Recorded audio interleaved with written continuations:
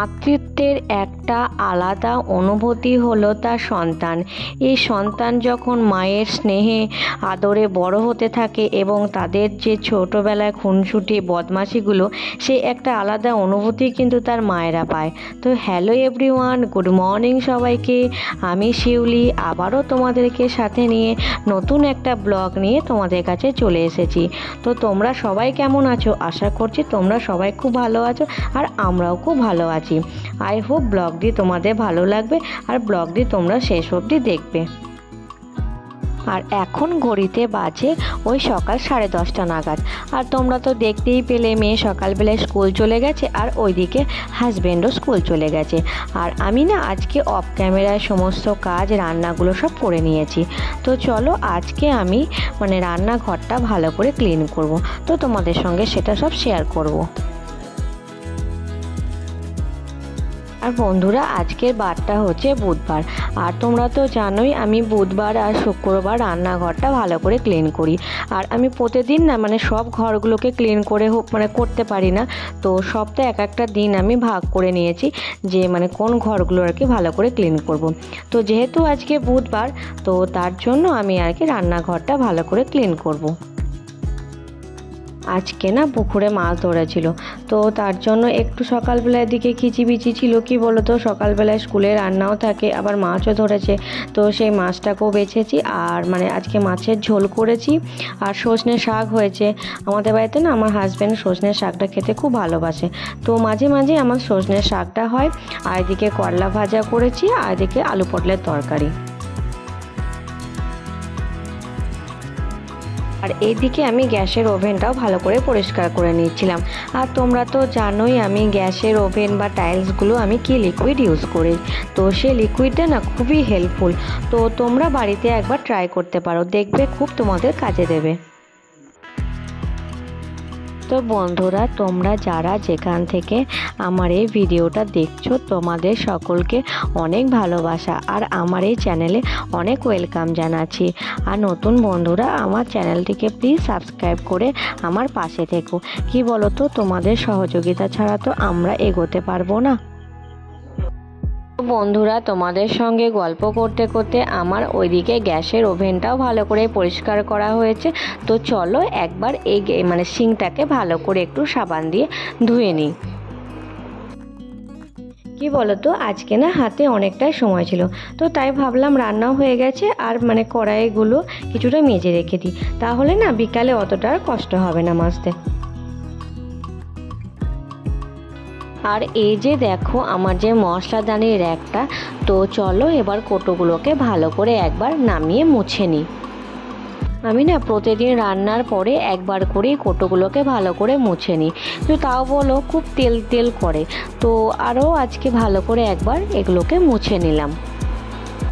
কি বলো তো, সপ্তাহে আমি 2 দিন ভালো করে ক্লিন করি, তো ওই জন্য না মাসের শেষে যখন আমি ডিপ ক্লিন করি রান্নাঘরটাকে, তখন না অতটা আমার কাজের অতটা চাপ হয় না। আমাদের মেয়েদের বেশিরভাগ টাইমটাই না রান্নাঘরে কেটে যায়। আর এই রান্নাঘরটাকে যদি আমরা মনের মতো করে সুন্দরভাবে পরিষ্কার পরিচ্ছন্ন করে সাজিয়ে রাখতে পারি, তাহলে দেখবে এখানেই একটা আলাদা শান্তি আমাদের বিরাজ করে।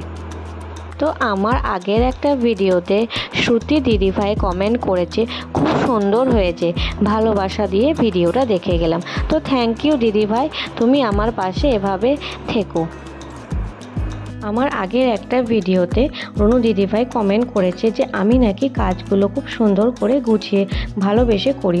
হ্যাঁ দিদিভাই, আমি শুধু রান্নাই বলো না, ঘর গোছানো বলো, আমরা যে কোনো কাজ যদি সেটা হয়তো বা নাচও হতে পারে বা গানও হতে পারে, আমরা যদি খুব ভালোবেসেই করি সে কাজগুলো, তাহলে দেখবে আমাদের ওখান থেকে একটা আলাদাই আনন্দ পাওয়া যায়। হতে পারে আমার সংসারে 4টে লোক, কিন্তু কি বলতো, কাজ কিন্তু কম থাকে না। সমস্ত কাজ কমপ্লিট করে তাদের যত্ন করে রাখাও কিন্তু আমার দায়িত্ব। দেখবে একমাত্র হাউসওয়াইফরাই অক্লান্ত পরিশ্রম করে তার নিজের সংসারটাকে সুন্দর করে আগলে গুছিয়ে রাখে। তো আমরা যদি সংসারটাকে সুন্দরভাবে গুছিয়ে রাখতে পারি না, তখন দেখবে আমাদের মনে একটা আলাদা শান্তি দেয়। আমাদের মতন অনেক হাউসওয়াইফকে অনেক জায়গায় ছোট হতে হয়, কি বলো তো, আমাকেও না অনেক জায়গায় এরকম ছোট হতে হয়েছে। তো আমি তাদের উদ্দেশ্যে একটা কথা বলবো, মানে বাইরে চাকরি করতে গেলে যেরকম যোগ্যতা লাগে সেরকম না একটা হাউসওয়াইফেরও অনেকটাই যোগ্যতা লাগে। মানে সহজে আর কি হাউসওয়াইফ হয়ে ওঠা হয় না। একটা সংসারকে সুন্দর করে আগলে তোলেই কিন্তু একমাত্র হাউসওয়াইফরাই পারে। আর তোমাদের সঙ্গে গল্প করতে করতে এইদিকে আমার সমস্ত কোটো বাটাগুলো ভালো করে মুছে গুছিয়ে রাখা হয়ে গেছে। আর একটা ট্রের মধ্যে আমি একটা কাপের মধ্যে, তো তোমরা দেখতেই পাচ্ছ, চামচগুলো রেখে দিই। আর একটা ছোট স্ট্যান্ডের মধ্যে তো মানে যে আমার প্রয়োজনীয় যে জিনিসগুলো লাগে সেগুলোকেও রেখে দিই। তো সেগুলো ভালো করে মুছে নিলাম। আর এদিকে পাশে আর কি যে মিটকেস আছে, সেই মিটকেসের ওপরে আমি একটা আর কি প্লেটের মধ্যে কাপগুলো যে রেখেছিলাম আর মিক্সিটা ছিল, তো সেটাকেও ভালো করে মুছে নিয়েছি। আর এদিকে দেখো যে কাপড়গুলো আমি মোছার জন্য ইউজ করেছিলাম, তো সেগুলো একটা ভালো পাত্রের মধ্যে নিয়ে সার্ফে ভালো করে ডুবিয়ে রেখে দিলাম। তো এবার আমি আর কি আজকে ডাইনিং টেবিলটা ভালো করে পরিষ্কার করব। আর টেবিল কভারটা একটু সরে গেছিলো, তো সেটাকে ভালো করে টান করে পেতে দিলাম। আর এবার দেখো আমি একটা স্কচ ব্রাইট দিয়ে এই কভারটাকে ভালো করে পরিষ্কার করে নেব।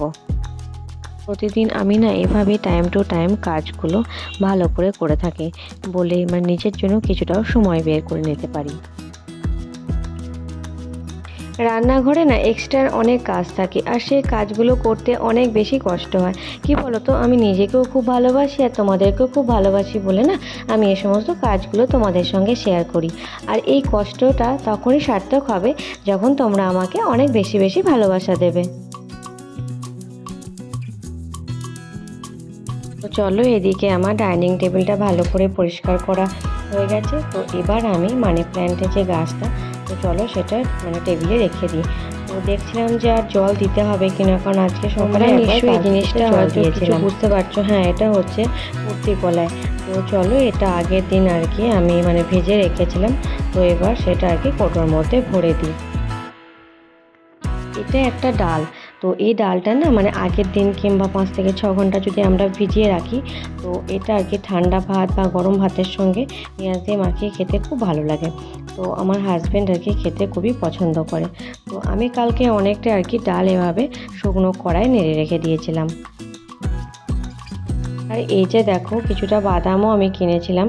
তো এই বাদামটা না মানে শুকনো কড়াইয়ে কালকে নেড়ে নিয়েছিলাম।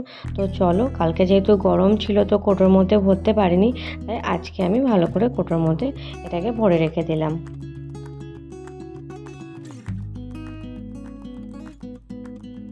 আরে এদিকে বিউলির ডাল এনেছিল আজকে সকালে, তো সেটা আর কি ভরা হয়নি। তো চলো, আমি এই কৌটোর মধ্যে বিউলির ডালটাকে ভালো করে ঢেলে ভরে রেখে দিই। ঘড়িতে এখন ওই 11:30 মতো বাজে। তো চলো, এবার আমার মেয়ে স্কুল থেকে আসবে, এসেই প্রথমে আগে ওকে চান করে দিই, তারপর ও গান করতে বসে। তো আজকে ব্লগটা এখানেই শেষ করছি। ব্লগটা তোমাদের কেমন লাগলো আমাকে কমেন্ট করে জানিও। তো দেখা হচ্ছে পরের আবার একটা ব্লগে। তো সবাইকে টাটা, বাই বাই। সবাই ভালো থাকবে, সুস্থ থাকবে আর অল টাইম হ্যাপি থাকবে।